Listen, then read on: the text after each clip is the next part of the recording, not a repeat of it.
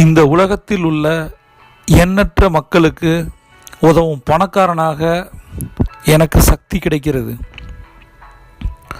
இந்த உலகத்தில் உள்ள எண்ணற்ற மக்களுக்கு உதவும் பணக்காரனாக எனக்கு சக்தி கிடைக்கிறது.